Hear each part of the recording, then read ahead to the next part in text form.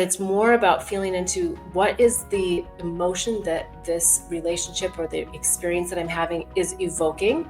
And if it's evoking an emotion that's catapulting you, then I would do more of it.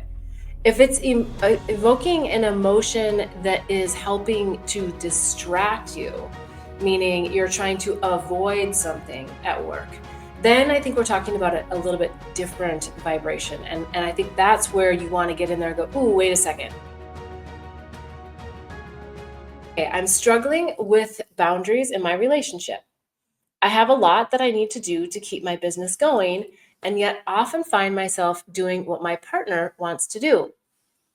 It's not a control thing because I can say no. And the reality is, oftentimes, I'd rather blow off my work because having life experiences together feels fun and fulfilling.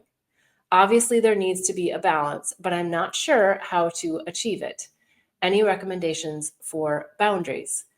Yeah, I think first of all, really understand what it is that you want to be experiencing in your life. You've called this person in to be in your life and you're enjoying the experiences that you're having with them in your life. And so I think that joy is what you want to build off of and not think about like how do I have to fit that into a schedule. Yes, you're going to come back to a schedule at the end of this, I'm sure, but it's more about feeling into what is the emotion that this relationship or the experience that I'm having is evoking. And if it's evoking an emotion that's catapulting you, then I would do more of it. If it's evoking an emotion that is helping to distract you, meaning you're trying to avoid something at work, then I think we're talking about a little bit different vibration. And I think that's where you want to get in there and go, ooh, wait a second, what am I trying to avoid? And then I'm just spending the time with the partner, right? I'm just doing what I want to do. And sometimes this happens a lot with children that we let ourselves get really digressed from our own focus and our own goals because that love that we feel with our children can be just kind of addictive in a way. I think it's having a boundary about what are my personal goals and how am I going to schedule my day? Like loosely I say schedule because I actually don't really like schedules, but we need structure. That's the better word. Structure is the better word. What's the structure of my day? So how am I going to leverage this great experience that I'm having to then take that energy into a project that I have to do for work? Or, hey, maybe I'm just avoiding something and I'm recognizing that right now while I'm having this activity with my partner.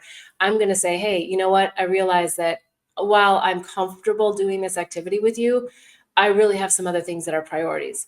And what comes to me is at the very beginning of the day, sit with your partner. I'm assuming you're living together. Sit with your partner and say, hey, what's really important for you to accomplish today? And what's really important for me to accomplish today? And make a little list. Don't make it so big and daunting that it can never happen. But put together like what are the top 3 things that I need to do today for me, for my business, for my well-being, and also have your partner do the same thing. And then you both know, okay, and you can sort of be that like fun accountability partner where you could say, hey, did you get that done today? Did you do your meditation, or did you get that project or that email written, or whatever it is that you need to get done for work? And of course it depends upon how much time you have to allot to your work versus your relationship, and that's a balance that only you know.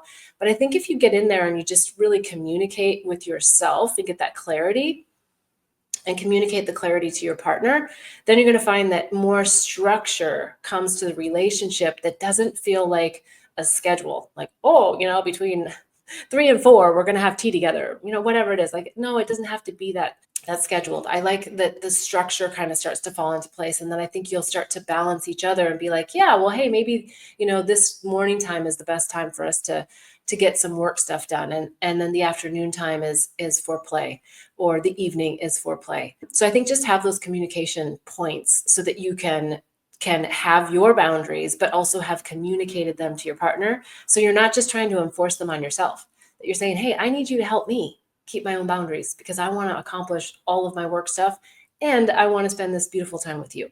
So I think that'll be really helpful for you. All right. each week. I am so excited when you're here with me live. It's so much fun. Please always write questions in the comments. Let me know what you think about the insights that come through. I really appreciate your time. Subscribe, hit the bell, and then you'll know whenever I go live. There's tons of resources on bethbell.me. There's the Awakening and Healing Handbook. There's the Herpes Handbook, the Psychedelics Resource Guide.